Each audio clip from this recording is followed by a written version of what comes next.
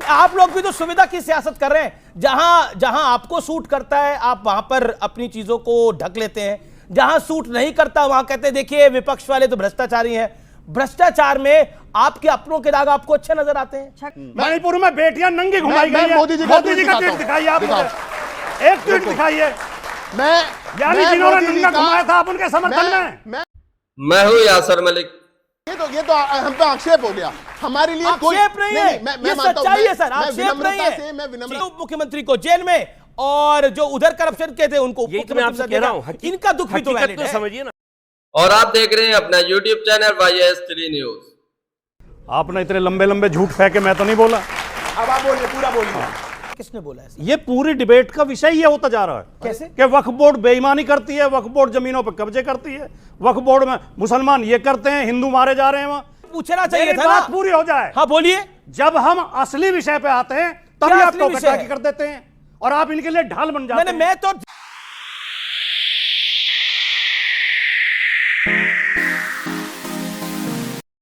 गोदी media anchor Amish देखबन ने आज तो डिबेट में कमाली कर दी। यानी उन्होंने आज अपनी दलाली को एक साइड में रखकर बीजेपी के प्रवक्ता की धज्जिया उड़ा दी। बीजेपी के प्रवक्ताओं से ऐसे सवाल पूछे जिसका जवाब बीजेपी के प्रवक्ता के पास नहीं था। डिबेट के पहले फेज में आप देखेंगे कि अमीश देखबन अपनी चापलूसी करते हैं, लेकिन समाजवादी पार्टी के प्रवक्ता राजकुमार भाटी जब अमीश देखबन को लताड़ते हैं, जब उनकी क्लास लगाते हैं, तो डिबेट के दूसरे ही फेज में अमीश देखबन बदल जाते हैं और बीजेपी के प्रवक्ता सिद्धार्थ यादव की धज्जियां उड़ा देते हैं। सिद्धार्थ यादव को अच्छा लताड़ते हैं। आप लोग पूरी डिबेट देखकर जाइए, डिबेट देखकर अच्छा लगेगा। अमीश देखबन ने जो दूसरे फेज में बीजेपी के प्रवक्ता की धज्जियां उड़ाई है उसे जरूर देखकर जाइए। डीएम और एसडीएम वक्फ बोर्ड की जमीनों के कागजात या उनकी जमीनों के हिस्सेदार क्यों नहीं हो सकते? ये अच्छा सवाल है, ये अच्छा सवाल है आपका कि डीएम, आप इस पे भाटी साहब जवाब देना चाहेंगे या फिर भाटी साहब चाहते हैं इस पे जवाब देना? मैं तो एक बात को लेकर नहीं, इस पे भी जवाब दीजिए ना। डीएम और एसपी क्यों नहीं देख सकते? जब डीएम और एसपी, जब डीएम एसपी और बाकी जज पूरा देश देख सकते हैं तो वक्फ के लिए एक स्पेशल प्रिविलेज एक्ट होना चाहिए, आपको लगता है? हाँ बिल्कुल दीजिए, 30 सेकंड में, पर विराम दे दीजिएगा उसको। मैंने कहा, जो मेरे दोस्त हैं इन्होंने सवाल किया, कोई भी लॉ से ऊपर नहीं है, कोई धर्म भी लॉ से ऊपर नहीं है। किसी धर्म का मानने वाला भी कोई जुर्म करता है, क्राइम करता है, उसके लिए कोर्ट है। ये वक्फ बोर्ड भी है उसी तरह से, जैसे कोई मंदिर का ट्रस्ट होता है, गुरुद्वारा का ट्रस्ट होता है, उसमें भी कोई डिस्प्यूट होता है तो कोर्ट में जाता है, उसमें डिस्प्यूट होता है तो वो पुलिस भी देखती है, डीएम भी देखता है। इसमें कोई फर्क नहीं है। फर्क यह है कि मैनेजमेंट कमेटी जो है वो धार्मिक संस्था है। वक्फ बोर्ड जैसे आपका ये जो राम मंदिर ट्रस्ट है धार्मिक संस्था है, जो गुरुद्वारा ट्रस्ट है धार्मिक संस्था है, उसका मैनेजमेंट उसी धर्म से जो इलेक्टेड रिप्रेजेंटेटिव हैं वो देखते हैं, वो कानून बनाते हैं और वो कानून हिंदुस्तान के कॉन्स्टिट्यूशन के दायरे में होता है, संविधान के दायरे में होता है। इसलिए ये भ्रम जो फैलाया जा रहा है कि वो डीएम नहीं, अब ये कहा जा रहा है जो सीईओ होता है उसमें वक्फ बोर्ड का, वो गवर्नमेंट का अपॉइंटेड होता है, गवर्नमेंट एम्प्लॉय होता है, गवर्नमेंट का ऑफिसर होता है, वो सारी चीजों को देखता है, उसके फंड को देखता है, उसके रूल रेगुलेशन को देखता है। डीएम पे यकीन क्यों नहीं है? आपको ये कहा जा रहा है जिला डीएम पे यकीन करता है, वक्त डीएम पे यकीन नहीं कर रहा। सुपरसीड करने के अधिकार डीएम को दिए जा रहे हैं इस बिल में। तो क्या दिक्कत है? बिल्कुल कोई दिक्कत है। क्यों? अगर राम मंदिर ट्रस्ट के मैनेजमेंट को आप दे देंगे डीएम को? नहीं, राम मंदिर का ट्रस्ट का मैनेजमेंट नहीं है, वही ये है, का मैनेजमेंट वही है, उसी तरह राम मंदिर की जमीन पूरे देश में तीसरे नंबर की जमीन नहीं है। की बातें हैं बिल्कुल। ओके, और वही मैं फिर विषय पर आता हूं, लेकिन मेरा लेकिन ये वक्त के मामले पर आपने सहयोगियों को मना लिया है, एनसीपी को, टीडीपी को, जेडीयू को, इसीलिए तो 10 साल में पहली बार किसी बिल को जेपीसी में भेजना पड़ा है। देखिए अमीश जी, आपको भी गठबंधन धर्म अब निभाना आ रहा है धीरे धीरे। अमीश जी, पहले भी हमारा मौका दूंगा, पहले भी जो बिल आए, 10 साल से भी एनडीए सरकार चली, हमारे सहयोगी हमेशा हमारे साथ थे, हर बिल पे हमको समर्थन मिला। हमारे पास मैंडेट था वो अलग, पर आप वो सहयोगी बताइए कि बिल था, बिल आया और एनडीए के टोटल नंबर से कम वोट पे पास हुआ। हमेशा एनडीए ने साथ दिया और हमेशा साथ खड़े रहे, इसलिए गठबंधन धर्म भारतीय जनता पार्टी को बहुत अच्छे से आता है, इसमें कोई समस्या नहीं है। रही बात सहयोगी दलों की, सहयोगी दल के मंत्री तो सदन में खड़े होकर के बात कह रहे हैं, वो तो सब लोग आकर के कह रहे हैं जेपीसी में भेजना एक स्वस्थ लोकतांत्रिक प्रक्रिया है, उस पे नहीं बोलेंगे, 10 साल एक में नहीं कोई बोलेगा। नहीं किया संसद में JPC पेश होना, पर अब तो गया, ताली बजाइए, अब तो गया। नहीं किया। ओके राजकुमार हर भाटी, बिल को आपने बुलडोज ओके, किया। आप भी कुछ कहना चाहते हैं, लेकिन मैं आपको मौका दूंगा। राजकुमार भाटी, सारे बिल पास कर लिए। राजकुमार भाटी, ये अग्निपथ स्वस्थ जैसा लोकतंत्र बिल की आपने आवश्यकता एक है। मिनट में पास कर लिया। बीजेपी को लग रहा है स्वस्थ लोकतंत्र के लिए बिल को जेपीसी में भेजना जरूरी होता है। नहीं, मैं तो बीच में भी बोलना चाह रहा था, आपने समय ही नहीं दिया। सर आपके बगल में मैं पाशा तो- साहब चुप हो तो फिर बोले। इस बात को लेकर बहुत चिंतित हूँ कि बार बार भारतीय जनता पार्टी की ओर से झूठी आंकड़े देकर, झूठे तथ्य देकर, लगातार झूठ बोलकर, नहीं मैं तो एक शब्द नहीं बोला आपके बीच में, आपने इतने लंबे लंबे झूठ फेंके, मैं तो नहीं बोला। अब आप बोलिए, पूरा बोलिए। मैं तो शांति से सुन रहा था। ये देश का माहौल बिगाड़ने का षड्यंत्र किया जा रहा है, एक नफरत फैलाई जा रही है कि हिंदू सारे बहुत बढ़िया होते हैं और मुसलमान सारे खराब होते हैं। कुछ खराब हिंदुओं में भी हो सकते हैं, कुछ अच्छे लोग मुसलमान में भी हो सकते हैं। अब व्यक्ति का चरित्र देखना चाहिए, व्यक्ति का कार्य देखना चाहिए, केवल पूरे समाज को एक ये किसने बोला ऐसा? बीजेपी से किसने बोला ऐसा? ये पूरी डिबेट का विषय ये होता जा रहा है। कैसे? कि वक्फ बोर्ड बेईमानी करती है, वक्फ बोर्ड जमीनों पर कब्जे करती है, वक्फ बोर्ड में मुसलमान ये करते हैं, हिंदू मारे जा रहे हैं वहां। एक बात बताइए मुझे, आप बहुत गंभीरता से मैं पूछना चाहता हूं, सामने बच्चे बैठे हैं, हमारे स्टूडेंट बैठे हैं, किसी देश में भी, दुनिया में कहीं भी किसी निर्दोष व्यक्ति की हत्या होगी, क्या सबको दुख नहीं पहुंचेगा? पहुंचेगा नहीं पहुंचेगा? क्या हम पहले उसका धर्म जाति देखेंगे? इनका ये कहना ही इनके दुराग्रह का प्रतीक है कि ये लोग जब मुसलमान मरते हैं तब तो सवाल उठाते हैं, हिंदू मरते हैं हमें दुख नहीं है। अगर बांग्लादेश में एक भी हिंदू मरा है तो क्या हमें दुख नहीं है? ये कह के भोले भाले लोगों के बीच में नफरत भरते हैं कि देखो नहीं, आप बीच में मत बोलिए, अब मेरे को कहना पड़ेगा। आपको दुख है तो अखिलेश जी का ट्वीट दिखाओ कहां है। अमित जी गलत बात है। बांग्लादेश में ठीक है, ठीक है, मैं आपको मौका दूंगा, मैं आपको सिद्धार्थ यादव मौका दूंगा। 20 सेकंड झेलने को तैयार नहीं। अरे मैं तो 2 मिनट से झेल रहा हूं, आप बोलिए ना। चुप सुन रहे हैं। 2 मिनट 2.5 मिनट आपको सुनिए मेरी बात, सिद्धार्थ यादव प्लीज मेरी बात सुनिए। बांग्लादेश में जो हुआ है, वहां सत्ता बदली गई है, सत्ता पलट हुआ है, विद्रोह हुआ है, वहां की प्रधानमंत्री को भागना पड़ा है, वहां हालात खराब हैं, जो भी वहां हत्याएं हो रही हैं, आगजनी हो रही हैं, सबको चिंता है। और हिंदुओं के लिए खास तौर से इसलिए चिंता है कि वो वहां अल्पसंख्यक हैं, अल्पसंख्यक की सुरक्षा होनी चाहिए। सर चिंता अगर हो रही है ना, चिंता सदन में दिखाई दी ना, चिंता ट्विटर में दिखाई दी। नहीं, मैंने सवाल पूछा आपसे। नहीं, ये सवाल पूछा, ये नहीं मैंने आपसे, क्या नहीं हो सकता? सुनिए, सवाल तो पूछा जाएगा ना सर। नहीं, सवाल मैं कहा सदन में भी पूछना चाहिए था ना। पूरी हो जाए। हाँ बोलिए। जब हम असली विषय पे आते हैं तभी आप टोकटाकी कर देते हैं और आप इनके लिए ढाल बन जाते हैं। मैं तो देश के लिए ढाल बनता हूं, मैं देश के लिए ढाल बनता हूं। प्रॉब्लम कमाल बात है। या तो मैं सबसे कम बोला हूं इस डिबेट में। बोलिए आप। सबसे कम आपके बगल में पाशा सबसे ज्यादा बोले। नहीं सुन सकते। मैं बिल्कुल सुन रहा हूं, मैं तो सवाल पूछ रहा हूं आपसे। मैं ये कह रहा हूं, जो भी खास तौर से वहां मंदिरों पे हमले हुए 1-2 जगह, हिंदू भाई मारे गए हैं, बेटियों के साथ छेड़छाड़ हुई है, सबको चिंतित होना चाहिए। और जो जहां अल्पसंख्यक है उसकी सुरक्षा पहले होनी चाहिए।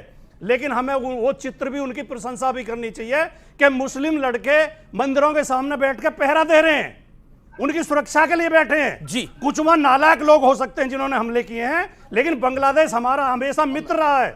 बांग्लादेश की जनता और भारत की जनता में बड़ा प्यार रहा आपस में। एकदम पूरे समाज को या पूरे देश को कटघरे में खड़ा कर देना कि वहां केवल हिंदुओं पर हमले हो रहे हैं, हिंदुओं से 3 गुने मुसलमान मारे गए हैं वहां।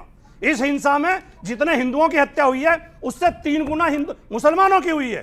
तो सवाल को ठीक से समझना चाहिए। ठीक है, आपने बोले आपने बोला कि 2 मंदिर, आपने बोला 2 मंदिर तोड़े गए हैं। 2 मंदिर नहीं तोड़े गए, कई मंदिर तोड़े गए हैं और बहुत बड़ा मंदिर इस्कॉन में बम फोड़ा गया है, पॉइंट नंबर 1। और 1 डिस्ट्रिक्ट, 2 डिस्ट्रिक्ट, 5 डिस्ट्रिक्ट, 10 डिस्ट्रिक्ट नहीं है जहां पर हिंदुओं पे अटैक हुआ है। 37 डिस्ट्रिक्ट है बांग्लादेश में जहां पर हिंदुओं पे अटैक हुआ है। इसलिए मैं फैक्चुअल बात करता हूं। आपने बोला हमें चिंता है, चिंता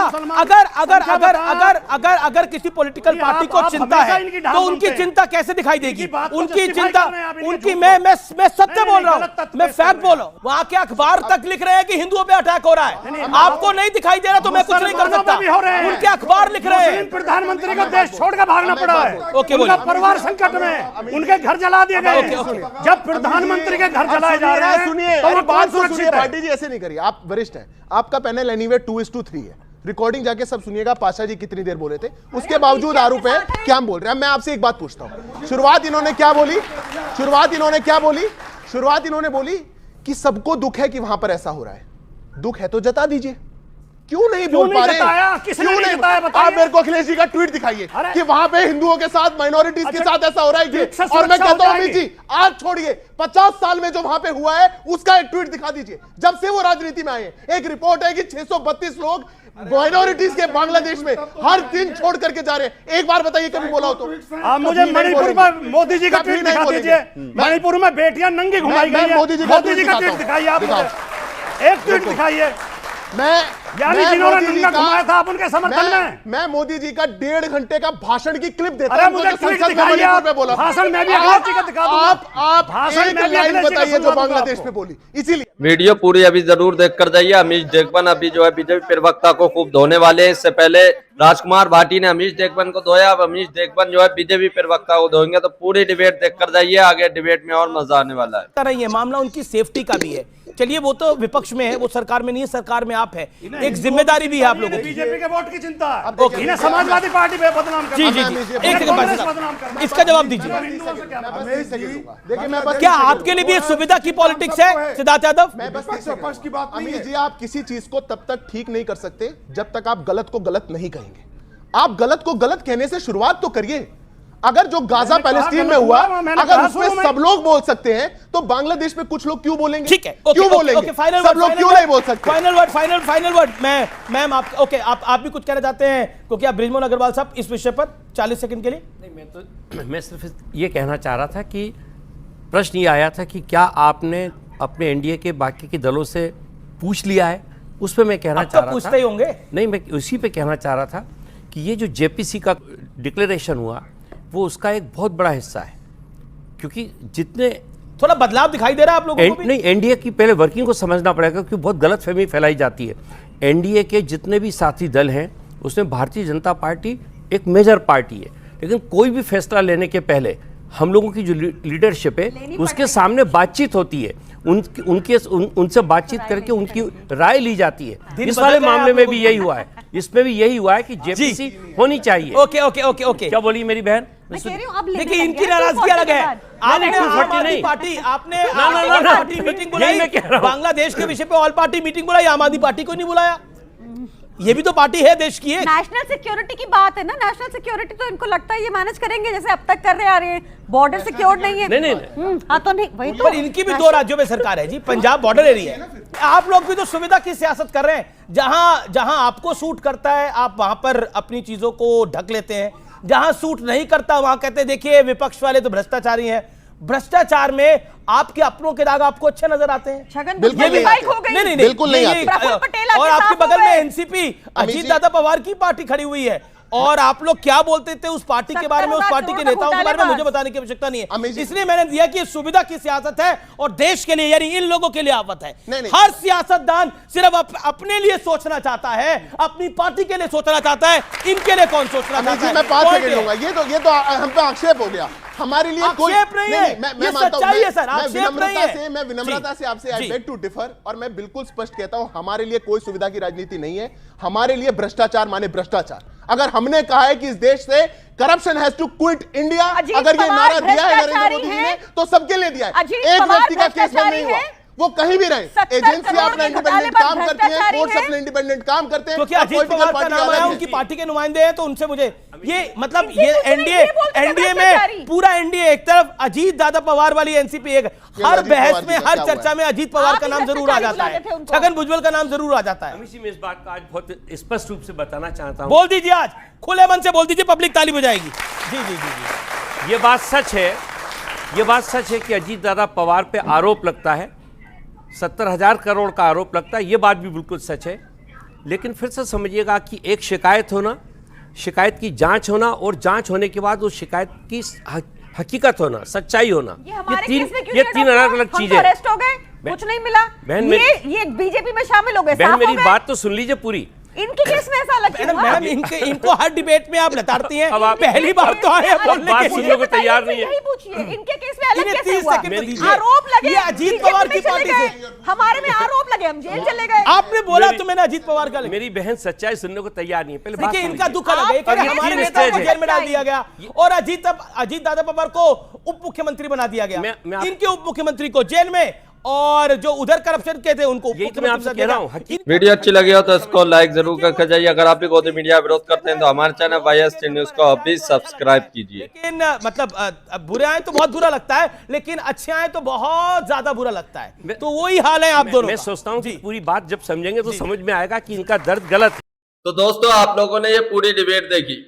डिबेट के पहले फेज में किस तरीके से अमीश देशबन बीजेपी को हर वक्त बचाने की कोशिश करते हैं, हर सवाल पर बचाने की कोशिश करते हैं, लेकिन समाजवादी पार्टी के प्रवक्ता राजकुमार भाटी जब गौतम मीडिया एंकर की धज्जियां उड़ाते हैं, जब गौतम मीडिया एंकर अमीश देशबन को बीजेपी को बचाने वाला कहते हैं, उनकी ढाल बनने वाला कहते हैं, उसके बाद दूसरे फेज में अमीश देशबन बीजेपी के प्रवक्ताओं को लताड़ने लगते हैं, यानी वो अपना रूप बदल लेते हैं। आप लोगों को ये देखकर कैसा लगा, इस पर अपनी राय जरूर देकर जाइए। अगर आप भी गौतम मीडिया का विरोध करते हैं तो हमारे चैनल YST न्यूज को अभी सब्सक्राइब करें। वीडियो अच्छी लगी हो तो इसको लाइक भी जरूर करके जाइए।